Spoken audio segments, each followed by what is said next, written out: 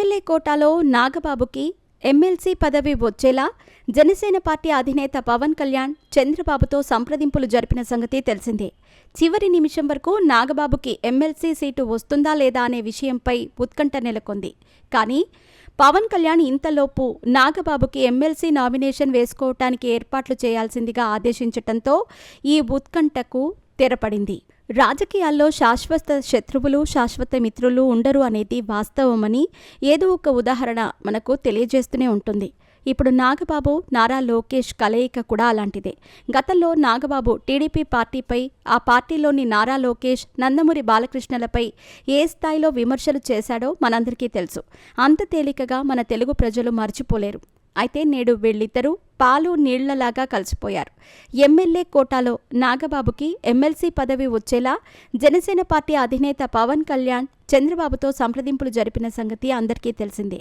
చివరి నిమిషం వరకు నాగబాబుకి ఎమ్మెల్సీ సీటు వస్తుందా లేదా అనే విషయంపై ఉత్కంఠ నెలకొంది. కానీ పవన్ కళ్యాణ్ ఇంతలోపే నాగబాబుకి ఎమ్మెల్సీ నామినేషన్ వేసుకోవటానికి ఏర్పాట్లు చేయాల్సిందిగా ఆదేశించటంతో ఉత్కంఠ వీడింది.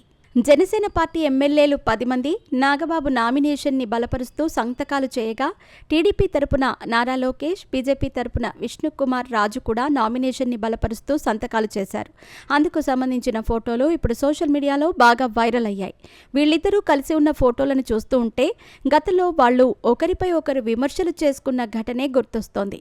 అదేంటి, పవన్ కళ్యాణ్ కూడా చంద్రబాబుపై, లోకేష్పై విమర్శలు చేశాడు కదా, ఇప్పుడు కలిసిపోయాడు, ప్రభుత్వాన్ని స్థాపించి 9 నెలలైపోయింది.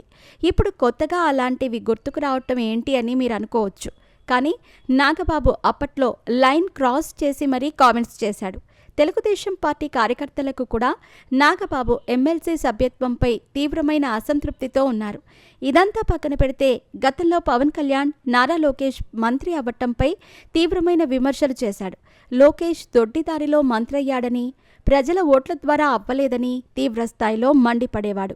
కానీ ఇప్పుడు తన అన్నయ్య నాగబాబుని కూడా అదే దారిలో ఎమ్మెల్సీని చేసి రేపో మాపో మంత్రిని కూడా చేయబోతున్నాడు. ఇదే ఇప్పుడు హాట్ టాపిక్గా మారిన అంశం.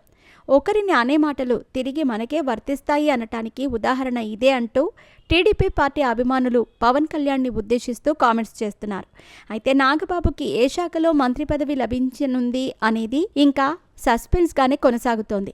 పవన్ కళ్యాణ్ శాఖల్లో అతి ముఖ్యమైన అటవీ శాఖని నాగబాబుకి ఇచ్చే ఆలోచనలో ఉన్నట్టు విశ్వసనీయ వర్గాల నుంచి అందుతున్న సమాచారం.